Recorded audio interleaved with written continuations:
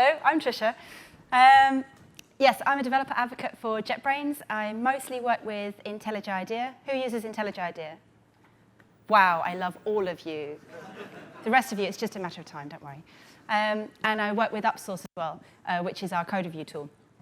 The nice thing about this combination of roles is that with IntelliJ IDEA, I generally talk about Java or some other JVM languages. I do code level stuff. I get to keep up to date with what's happening in the Java world, and I talk about Java 8, 9, 10, 11. Oh my goodness, this 6-monthly release cadence is killing me. And with Upsource, I get to talk a bit bigger picture stuff. I get to talk about design stuff, architecture, but also about processes and teams and how people work together. It's a really nice combination of stuff. My first caveat for this talk, by the way, is that I've got an enormous head cold. I flew over here from Spain on Wednesday. I can't actually hear anything because my ears collapsed in on themselves. So I don't know if I'm talking too loud, too quiet. And if any of you ask a question, I won't be able to hear it. But that's fine. I'll just carry on regardless. Yes, so I'm going to talk to you about code review best practices. Everybody loves best practices. Let's look at some code.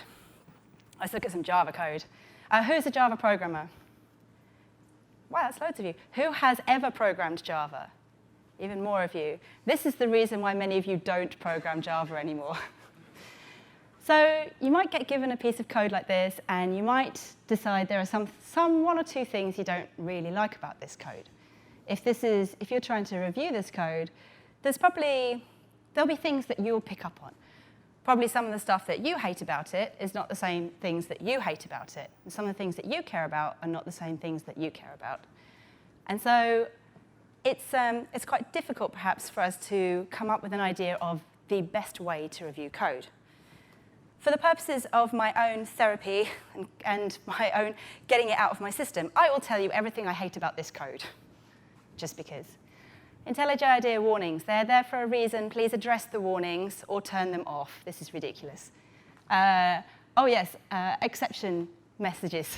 I use the word messages loosely because messages should perhaps give you some information. How is name null?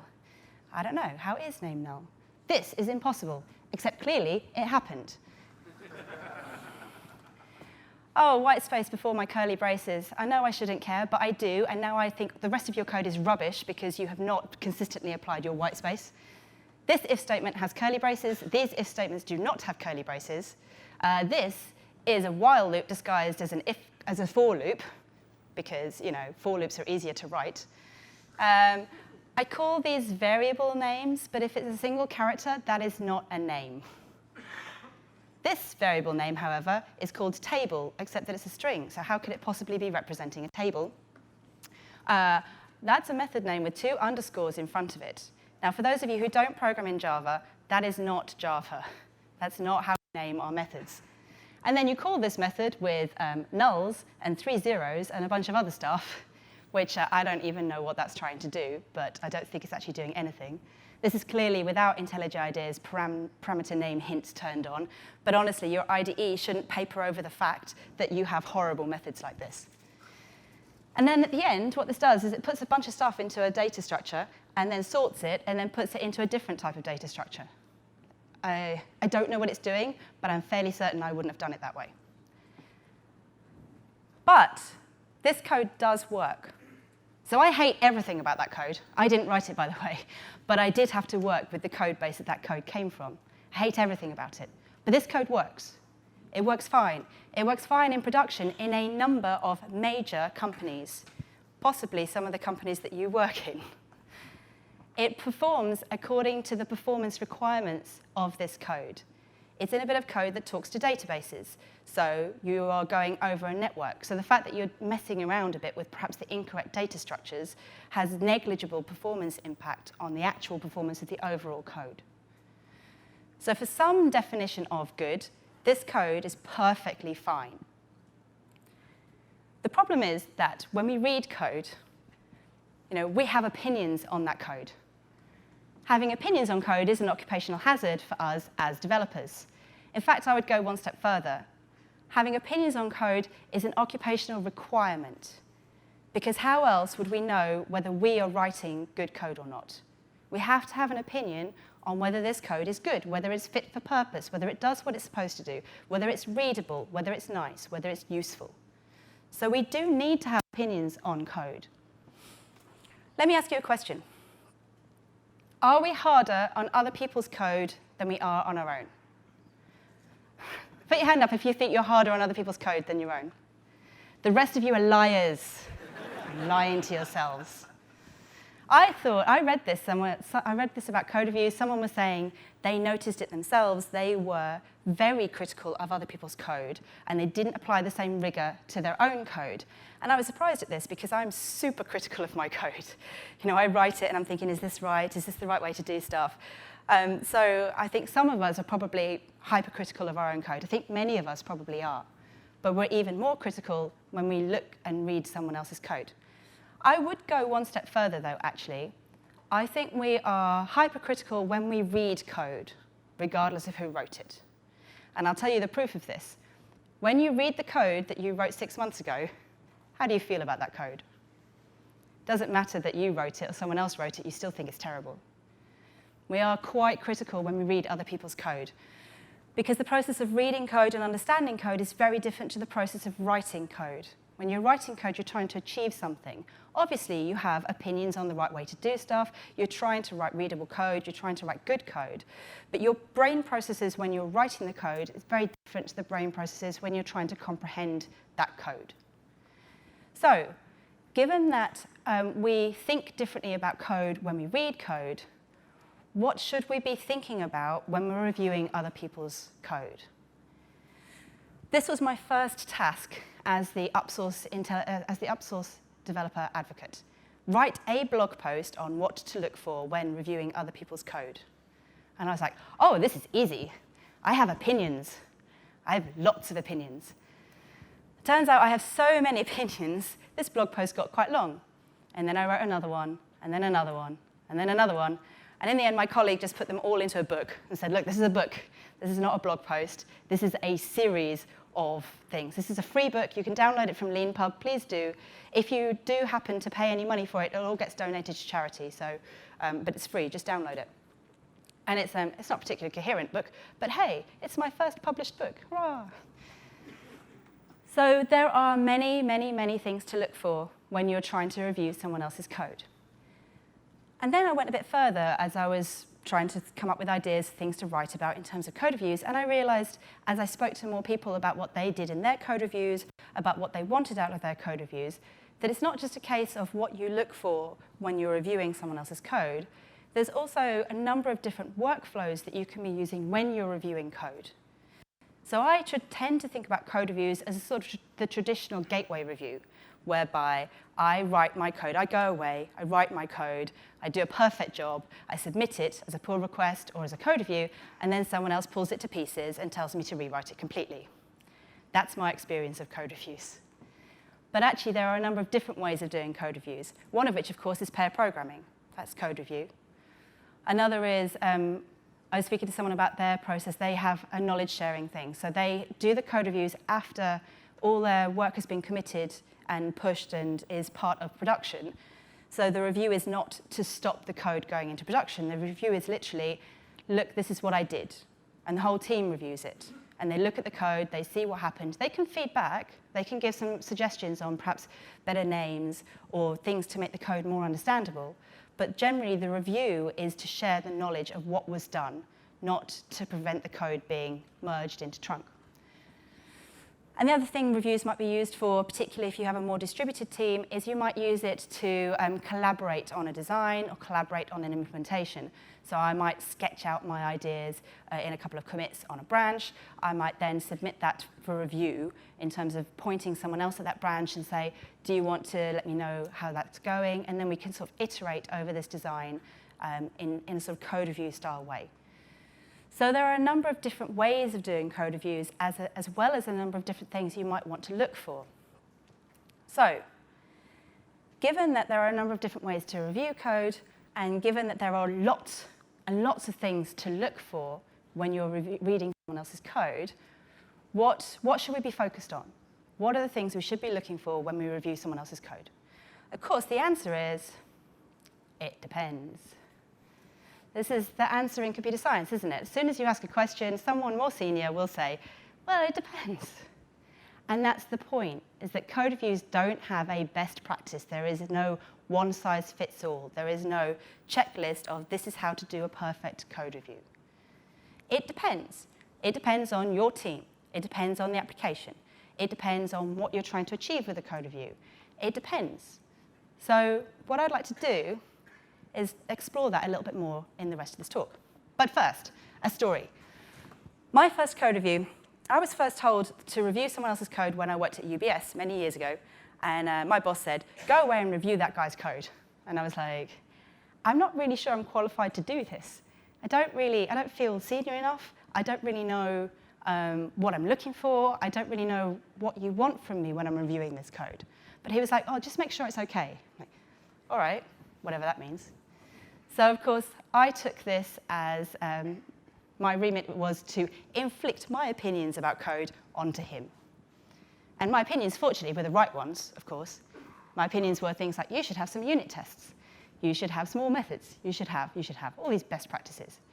But I had no guidance on how to do a code review. All I did was basically tell him how I would have written the code. And my thought about doing that code review was, my job is to find problems in your code. That is my goal. My goal is to identify the problems with your code. Let's talk a little bit about anti-patterns in code reviews. Mostly, this is my form of therapy. So now I will tell you all of the reasons why I hate code reviews. And there are many. If you've had code reviews inflicted upon you, you'll recognize some of these anti-patterns. The first one, nitpicking.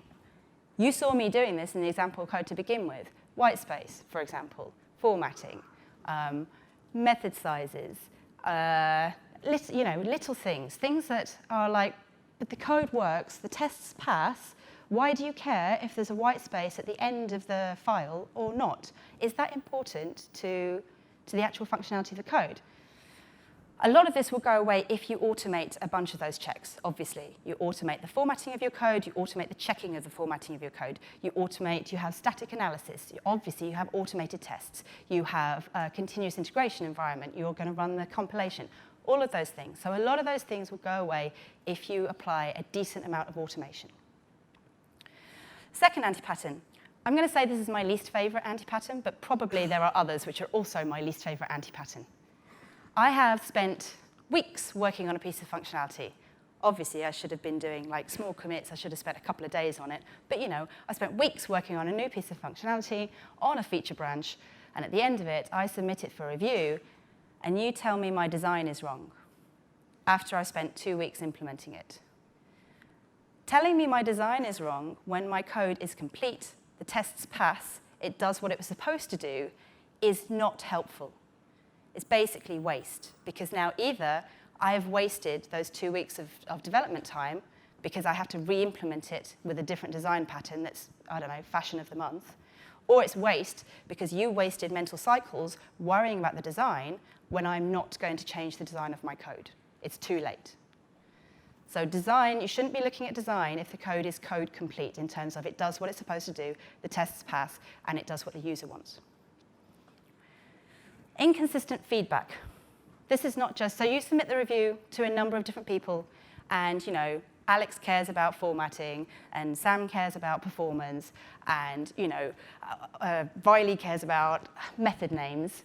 That's kind of a bit frustrating, because at the end of the day, you submit it to the whole team, and you get feedback on every single aspect of your code. That's quite difficult. What happens in these cases is that I'm going to start asking only this person to review my code because I know my code meets their requirements, the stuff they care about. Another thing in terms of inconsistent feedback, let's say you have a single reviewer who is the gatekeeper of the code, and you're always submitting it to the same person for review. And like this month, he cares about security, or she. Next month, she cares about performance. And the following month, after you've started writing your code to care more about security, you care more about performance, you are evolving your code to meet this person's criteria, but the next time, there's a new criteria, and a new criteria, and a new criteria. And this comes when you don't have clear guidelines as to what the code review is supposed to achieve and what you're supposed to be looking for in the code review. because you shouldn't be locating every single possible problem. The ghost reviewer. I suspect this might be me. If you submit to me a bit of code, which is like even more than 5 classes, but like 20 classes, 16 different commits with like a whole load of, well, even if it's just one change, but it's a lot of different files that have been touched, I'm going to set aside a real proper chunk of time to get to that later. When I'm really in the right headspace, I'll look at that later. And that later might be, it's almost definitely never. I'm just never going to look at it. So you submit your code to review, and the reviewer never comes back to you.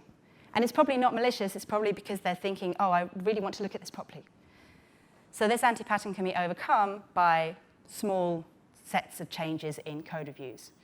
It can also be overcome by using things like due dates and setting firm expectations on times. My other least favorite anti-pattern, ping-pong reviews. So I submit my thing for code review. You tell me all the things that are wrong with the method names. I change all the method names. I resubmit it. You tell me everything that's wrong that touches performance. I change all of that, and then you tell me, and then you tell me, and then you tell me. And I'm like, when will this be over? And at some point, I just delete all the code and say, oh, fuck it, I don't care. I just don't care anymore. This is just a massive waste of everybody's time. It's an emotional drain. It's very time-consuming. And more importantly, the code is not going into production. It is not being used. It is, once again, waste. It is time that has not added anything to value, anything of value to your users, to your customers. So I'm not going to carry on with more anti-patterns because there's just so many. But let me just say, developers hate code reviews, generally speaking. Code authors hate code reviews because we've spent time writing the code. We did the best job that we could in the circumstances with everything that we knew, and we're in a place of vulnerability when we submit our code for review because we know that the other person's job is to find problems with our code, and that's not a comfortable place to be in. Code reviewers don't like code reviews because they're usually developers themselves. They're busy coding on the things they want to work on. They don't want to context switch. They don't want to look at someone else's code. They're not necessarily clear on what they're supposed to be looking for in this code review. And it's just, this whole thing is set up for conflict right from the beginning. It can be a very difficult process for everybody. So developers hate code reviews, and developers tend to think code reviews are a massive waste of time because the code doesn't get better, we don't get better, we hate it, it takes so long. Code reviews are a massive waste of time. And that's why a lot of the articles that you read on the internet are why it's really important to do code reviews. Because they're trying to address this point of we hate them, we think it's hard, so people try and convince us that they're valuable, therefore we just have to push through this pain, just do it because it's important. Now, I don't want to do that. I want to step back, and I want to make it so that our code reviews are not so painful, that our code reviews are valuable, that we figure out what it is we're actually trying to achieve with these code reviews. Step 1, why are you doing code reviews? Often, the answer is because we have to. Right, sure. Why? There are regulatory reasons why code has to be reviewed, particularly in some of the more formal organizations. But often, there's a good reason for it. So, and different teams have different reasons. Let's just go over just a few of them. Ensure code meets standards. OK, but if this is the reason that you're doing code reviews, I need to know what those standards are. What does code look like when it meets those standards? How do I know I have met those standards? So this needs to be enumerated. And this is much easier to enumerate than lots of other things.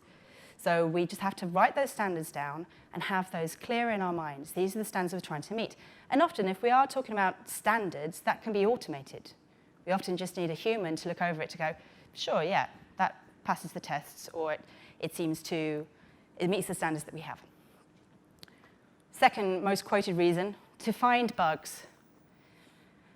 Now, humans aren't necessarily great at finding bugs when they read code. Some of that can be done, again, through automation. But we can find bugs in terms of, oh, when you're calling this method, it has a side effect that you might not have thought of. Or, sure, you have automated test cases, but they're not testing the right things. Or you only have happy paths, you don't have exceptional cases, or you haven't considered this exceptional case. So that's what human code reviews are quite good for, if the purpose of the code review is to find bugs. But there are other reasons, like the purpose is to share knowledge. So it's not about finding problems in the code. It's not about stopping the code from going into production. It's about literally getting more eyes on the code, increasing your bus factor. So it's not just one person who knows how that bit of the code works. It's more people than that. Related, maybe, it could be just having a couple of people check that the code is understandable, so that when I come back to this code later, will I be able to read it and understand it? And note that these things can't be automated. These are things that do require members of your team to a human to physically do.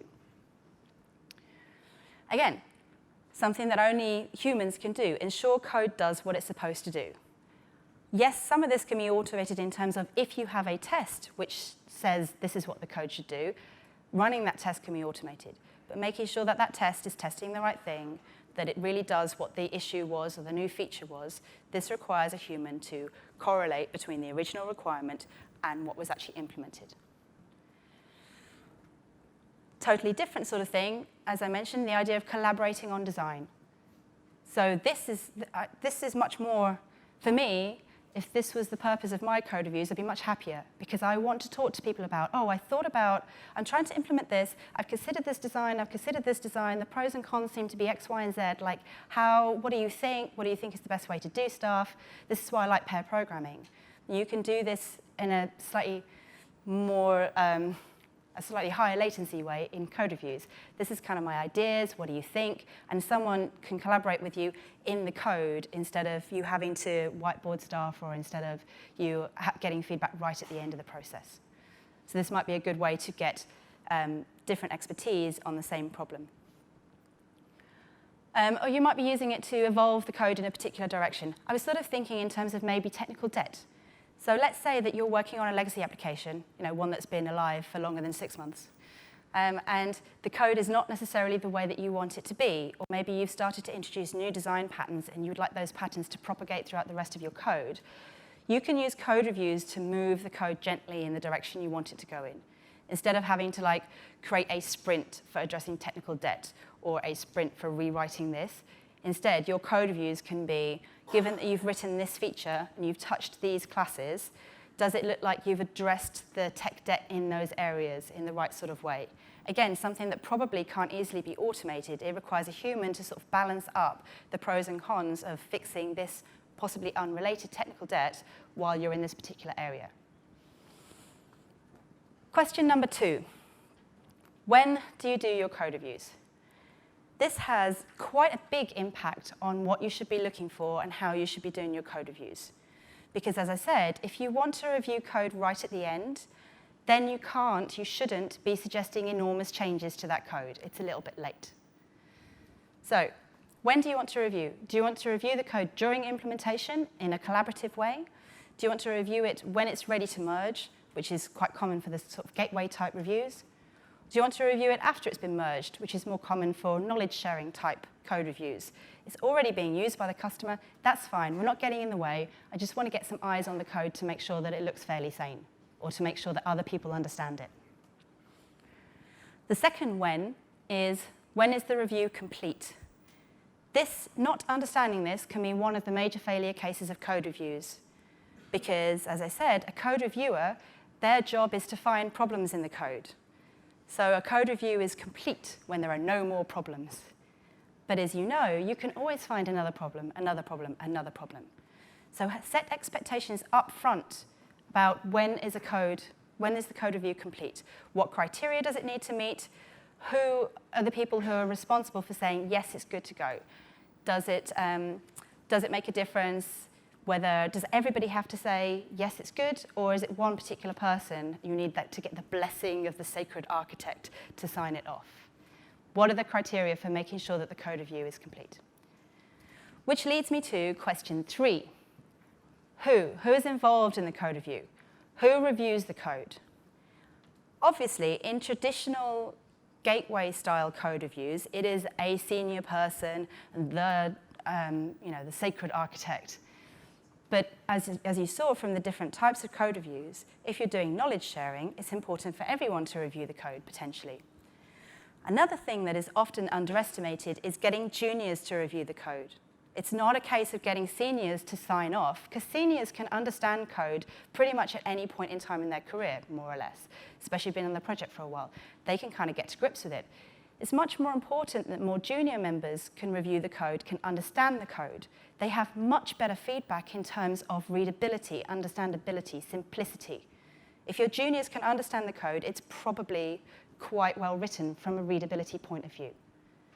So think carefully about who reviews the code, but it does depend upon the goal of your code review. If it's a gateway review, you probably are expecting a senior person to review it. If the focus is around readability, then I highly recommend you have junior people reviewing that code and feeding back on the things they don't understand. And who signs it off? Is it a team of people? Is it an individual? Who is responsible for ultimately being able to say, it's done? This also, you have to bear in mind that if you have multiple senior people reviewing the code, that they are going to have conflicting opinions on the best way to do stuff. This is reality, this is fine. So how do you break those deadlocks? Who is responsible for saying, no, this is the right answer, this needs to be done? You need to understand that up front, otherwise your code reviews are going to end up in this limbo.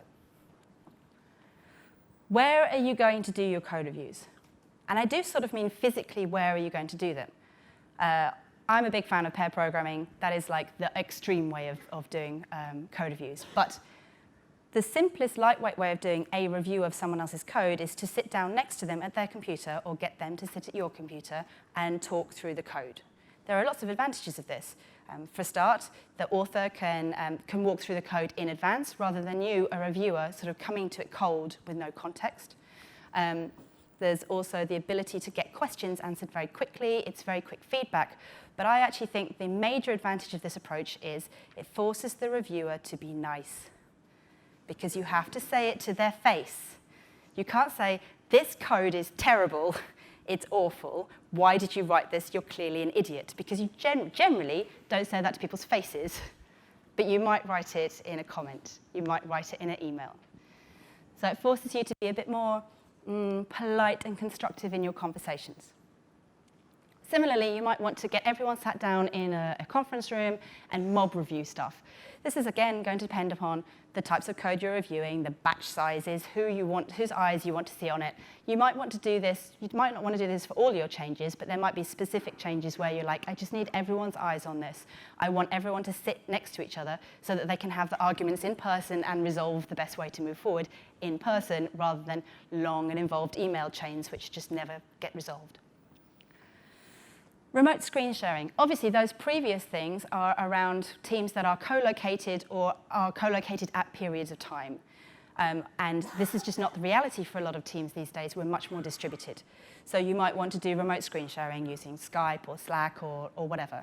I recommend that if you're going to do remote screen sharing to share code and talk through the code as if you were sat next to each other, that your tools should allow each individual to take control of the cursor, because you don't necessarily want one person driving this. You kind of want both to be able to take turns being the driver and have a look at the code.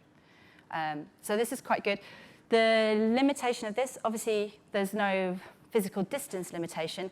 There is a time zone overlap limitation. So if your time zones don't overlap, this is going to be more difficult for you to implement. So if you do want to go fully async, then one of the things you could do is you can check out someone else's branch in your IDE and review it in a fully asynchronous way.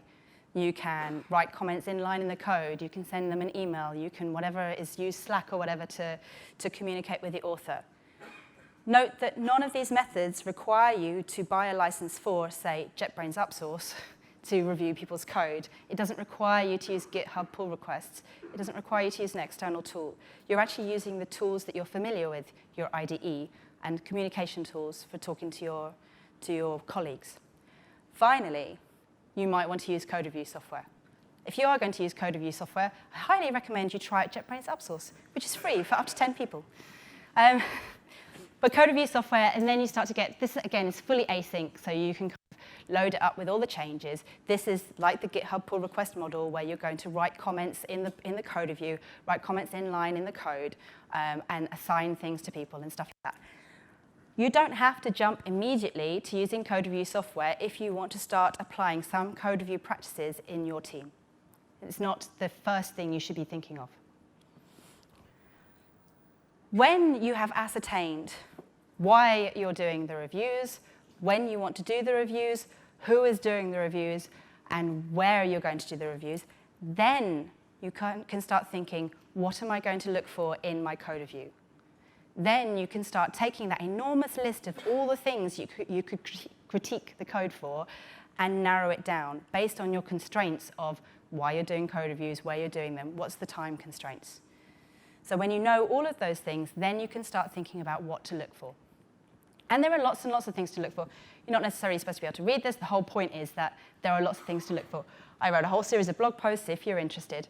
There will be a link at the end which has a link to all the links.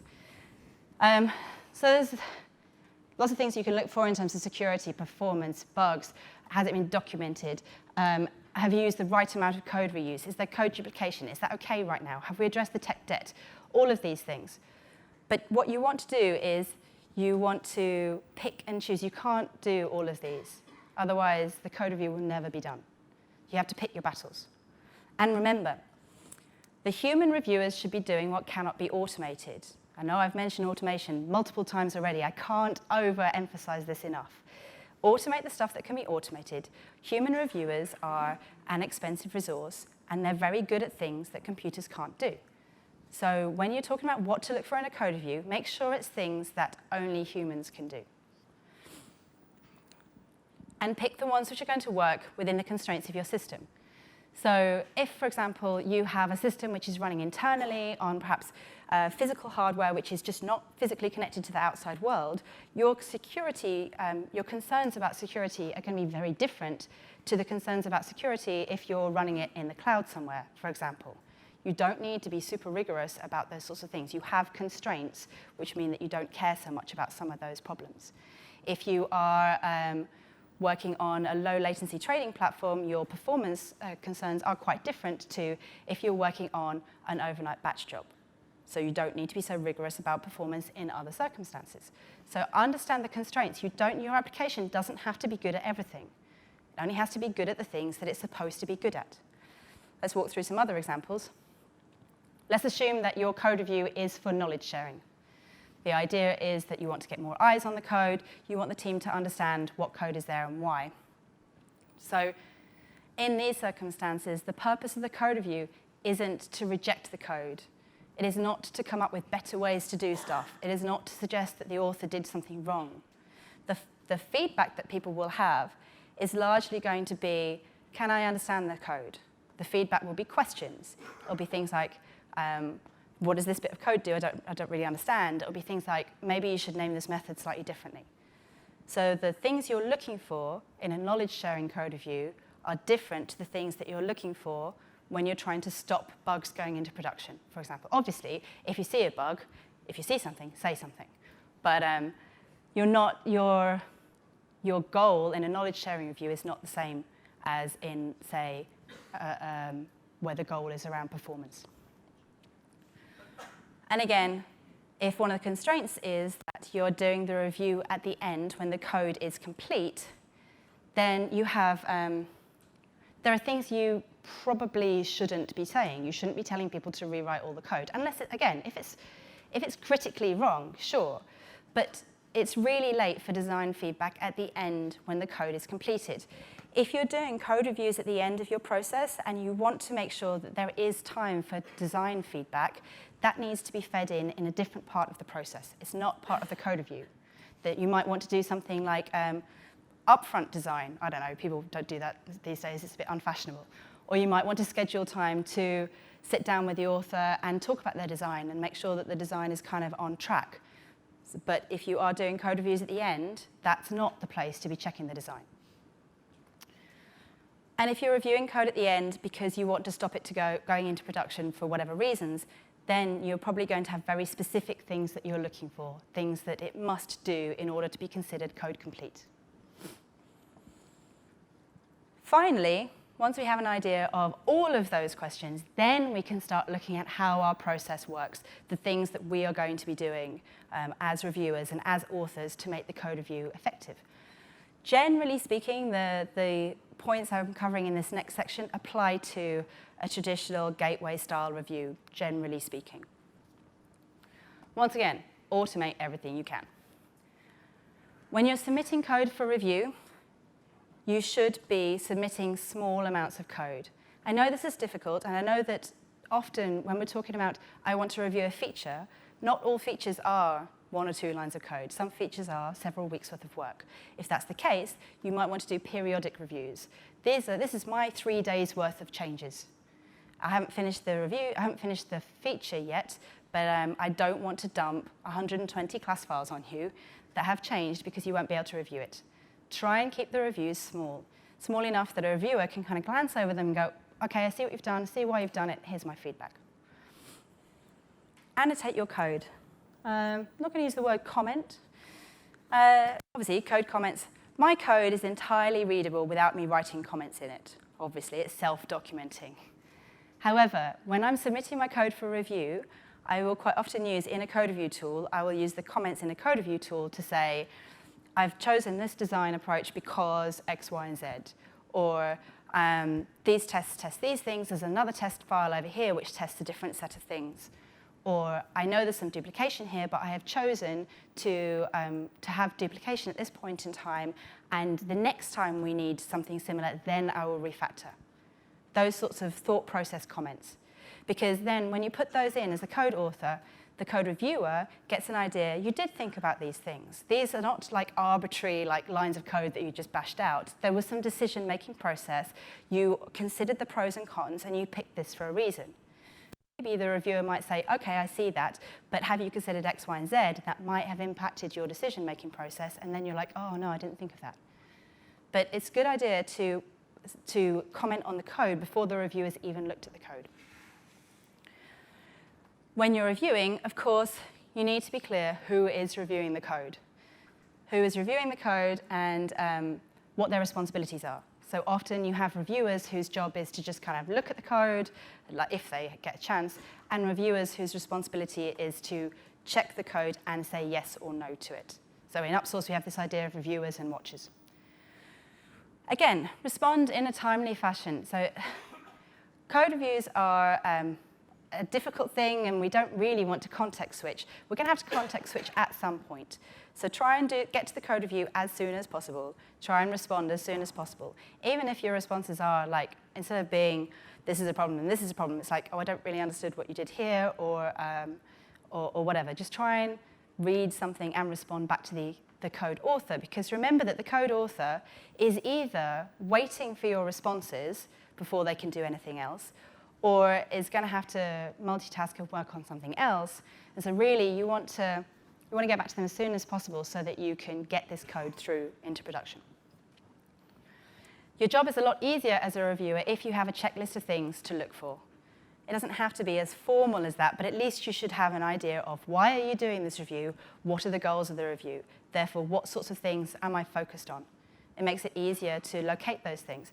And it's not about makes it easier to find problems, it makes it easier for you to look at the code and identify that none of those are problems. Therefore, I'm kind of done. I don't have to say anything. So I'm not reading the code until I find a problem. I'm checking that the code doesn't have any of these specific problems in it. When I'm writing comments on the code as a reviewer, again, bear in mind, why are we doing the code reviews? When is the review happening? So there are some constraints on what I should be commenting on based on whether it's right at the beginning of the code or right at the end of the code, and what I should be looking for. So my comments should be aligned with the goals of the review. Be constructive in your comments. What I mean is, be nice. Be nice. Like, you don't have to be super uber nice. We're in London, so we can be English about it even if you're not English. Would you mind awfully not writing your code with 500 nested if statements? Thank you very much, bye. Be constructive, be nice, remember to comment on the code, not on the author. You know, all this good stuff about how to give good feedback. And be specific as well.